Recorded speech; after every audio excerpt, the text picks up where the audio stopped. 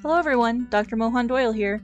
In this week's grammar lesson, we will build on our knowledge of independent and dependent clauses to identify the four types of sentences: simple, compound, complex, and compound complex. If you are having any difficulty with the grammar vocabulary, particularly the 8 parts of speech and their functions, I have included a link in the video PPTs and supplemental materials section for this week. Let's start with a quick recap of last week's lesson. Sentences are made up of independent and dependent clauses. While both types of clauses include a subject, that is the person, place, thing, or idea doing an action, and a verb, the action of the subject, only an independent clause can stand on its own as a complete thought or sentence. Dependent clauses can be sneaky, particularly when they are properly attached to independent clauses. However, you can often identify them by looking for a relative pronoun or a subordinating conjunction, like those that are shown here. I've included a link on identifying subordinating conjunctions to the supplemental materials. There are 4 types of sentences that can be built using independent and dependent clauses: simple, compound, complex, and compound complex. While it may sound like they should be easy to identify simply based on length, that's not always the case. This PowerPoint will explain the basic structure of each type and provide you with strategies for identifying them quickly. Simple sentences contain one independent clause. Let's look at some examples. In this first example, the cricket sang. There is clearly a subject, the cricket, and a verb, sang. The second example has what is called a compound subject. This just means that there is more than one person, place, thing, or idea that's doing the action. And it doesn't change the type of sentence because they are acting together as one subject. In the third example, we've now added a compound predicate. Again, this does not change the type of sentence because the 2 verbs are working together to tell the reader what the subjects, the cricket and the bullfrog, are doing. The fourth example is where things get a little more difficult. Here we've added extra descriptive information to describe where the 2 creatures are, what they look like, and what they're doing.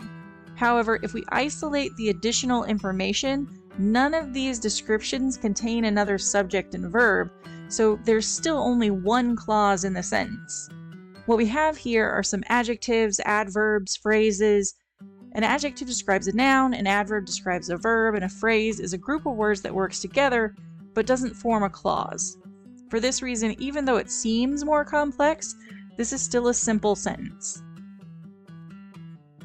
A compound sentence contains 2 independent clauses connected with a comma and a coordinating conjunction. The coordinating conjunctions are for, and, nor, but, or, yet, so. These can be easily remembered with the acronym FANBOYS. Looking at example 1, we can see a comma and a coordinating conjunction in the middle of the sentence. On either side of this, we can identify the independent clauses. In the first independent clause, they is the subject, drove is the verb. In the second independent clause, people are the subject, and waved is the verb. There's a little more detail about where these actions happened. There's no additional clauses in this sentence. In example 2, we can see a comma and the coordinating conjunction but. On either side, we can identify an independent clause. Both clauses have the same subject, they. The first clause has the verb wanted, the second clause has the verb did not have. Other words in this don't really form clauses, so the sentence is still compound. In example 3, we can see that the independent clauses do not have to be balanced in length. A tree fell is an independent clause by itself. There is a comma and the coordinating conjunction so, and this is followed by the independent clause, they had to spend all day removing it from the path. One warning, coordinating conjunctions don't only connect clauses, they can also connect words and phrases. So in example 4, the coordinating conjunction is connecting a list of prepositional phrases that are providing information about location. Across the bridge does not include a subject and a verb, so it's not a clause. This sentence is actually a simple sentence with the subject they and the compound verb drove past and rumbled. A complex sentence contains one independent clause and at least one dependent clause, though it can contain more. While the dependent clause in a complex sentence can be difficult to identify sometimes, remember you can look for a subordinating conjunction or a relative pronoun to help you out. In the first example, the dependent clause, when they arrived at the village, begins with the subordinating conjunction when and appears at the beginning of the sentence. For this reason, it is followed by a comma before the independent clause, a crowd was waiting. If a dependent clause using a subordinating conjunction comes after the independent clause, you do not use the comma. A dependent clause may also begin with a relative pronoun. These may be embedded in the middle of the sentence because they have to go immediately after the noun they are describing.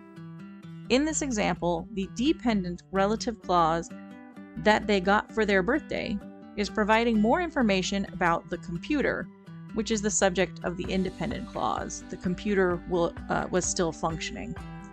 Here, the dependent clause is not surrounded by commas because the reader needs the information to understand which computer is being discussed. In the next example, the dependent clause, who invited them to dinner, is placed in commas because it is not needed to identify which mayor we're talking about, because there's only one. If the relative clause is serving as the subject of the sentence, however, you may not have a complex sentence. In this example, whoever ordered the tea all works together as the subject. It is followed by the verb was. Because there are no other clauses, this is a simple sentence. It is possible to have multiple dependent clauses in a complex sentence. For example, there are 3 dependent clauses in this final example. The first is if you plan on visiting the hermitage. The second is which is located in the wilderness. And the third is that you passed on your way into town. The independent clause that these are attached to is you will have to take the trail. A compound complex sentence contains 2 independent clauses connected with a comma and a coordinating conjunction, as well as at least 1 dependent clause. In this first example, the 2 independent clauses are the robot scared them and they froze in place. These are connected by a comma and the coordinating conjunction and. The dependent clause is the relative clause that ran out of the woods. In the second example, the 2 independent clauses are you will have to visit the wilderness and it is a long trek. These are connected by a comma and but. The 2 dependent clauses are the subordinate clause, if you want to see the crickets, and the relative clause, which will put you in danger.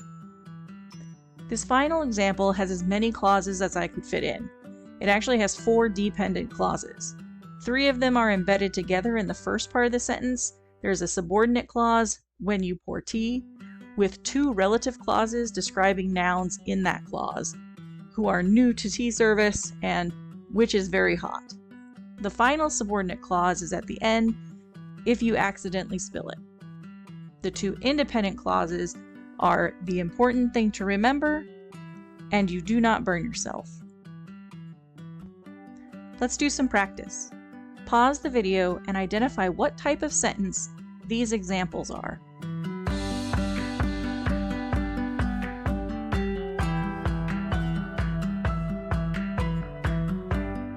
Here are the answers. I've bolded the independent clauses and underlined the dependent clauses to help you identify them. Take a moment to look them over.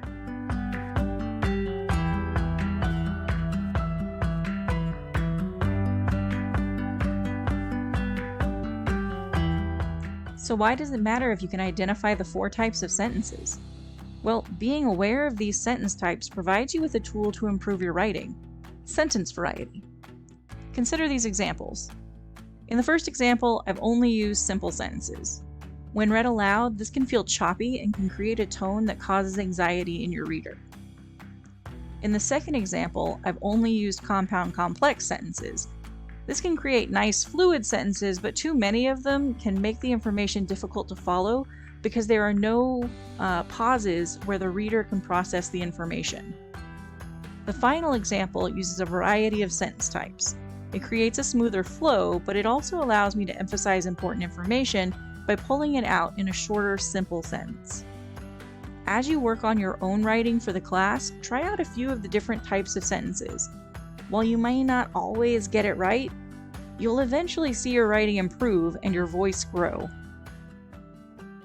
If you have any questions or would like to set up a Zoom conference, email me at mohondoylek@apsu.edu.